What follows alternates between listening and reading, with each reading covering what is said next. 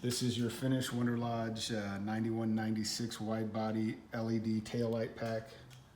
The back of it is pre-wired with the weather tight or weather pack 6-pin connectors that you'll remove from the Volvo taillights. 2 plugs on each side. They're being mounted with some stainless steel screws through the fiberglass through these spacers.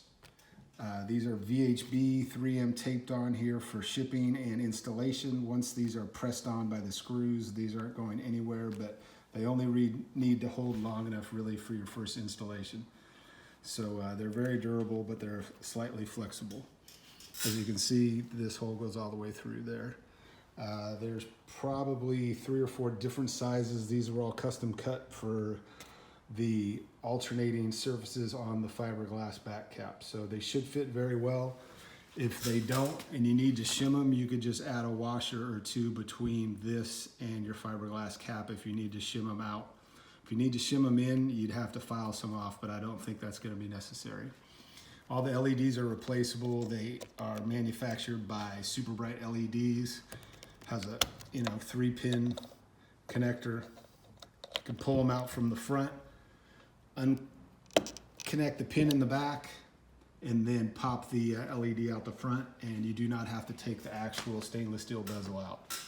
So I'm going to go show you how we install this, and it's very simple and easy. So this one is already installed, as you can see. It's about 7 screws to put this in. It's being drilled with a 3/16 drill bit and number 14 stainless steel sheet metal screws directly into the fiberglass. These are not through hole bolted. It's a much easier way to do it, very fast and very structurally sound. So the most important thing is the leading edge on the outside needs to be nice and flush on the outside of the fiberglass cap.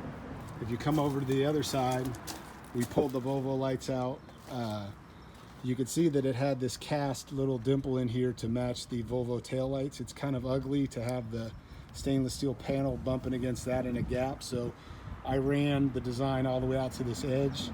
So you just want to have that 2 screws mounted first. The panel is somewhat flexible. Once you rigid mount those 2, you kind of push it over and then mount your center hole on the far side next. But we'll go ahead and do it right now. So we're going to go ahead and rest this on the ledge here.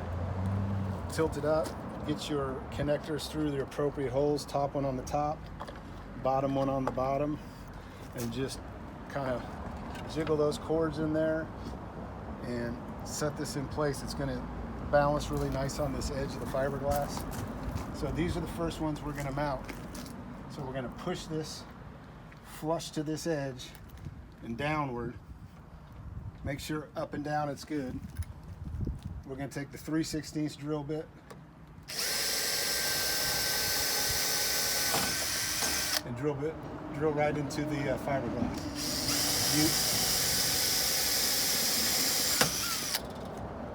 You may hit the trunk strut in there. I just did there on the bottom one, but it's not a big deal. It's a piece of metal. It's not going to get hurt. So stainless steel number 14 screw supplied with the washer.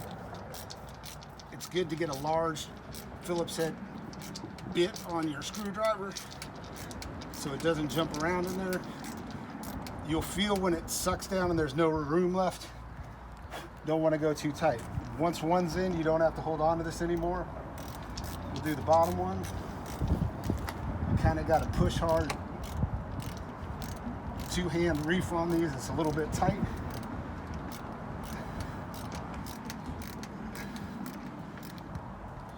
But you're aiming for that nice, almost flush look with just the rubber protruding. So that was 2 of your shorter screws. You're gonna get 2 long ones and 5 short ones. So next thing we want to do is go to this last one on the end. This has flexibility to it. You try to kind of push it and get it over as far as you can this direction to close this gap. You can also angle your drill bit a little bit to the outside when you drill it to get a little bit more traction on that side.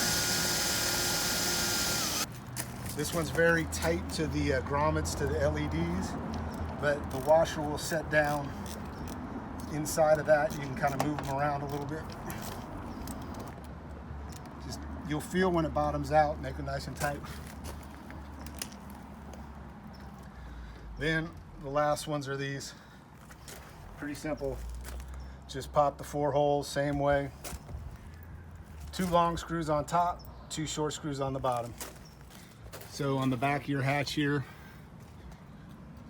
you can see that I just hooked up my new connector to the old one, put some dielectric grease in there, pack those things full of grease, you know, put an extra zip tie here or there where needed. The clearance on some of these is pretty tight. It fit on mine, but who knows, you may have to file a little bit of that out depending on how different these were manufactured. I bet they're pretty close, but that is the only one that has any bit of clearance issue out of the 6. Mine seemed to work fine with the standard flasher it came with. I am going to replace some of the side marker turn signal lights, incandescent ones, with some LEDs from Dupree. Product sells them. This is a LED flasher. It's a direct plug-in. I will supply this with the kit. This should solve any of the rapid flash problems, etc. So that just pops right in and plugs right back into this spot like the stock one. So there you have it.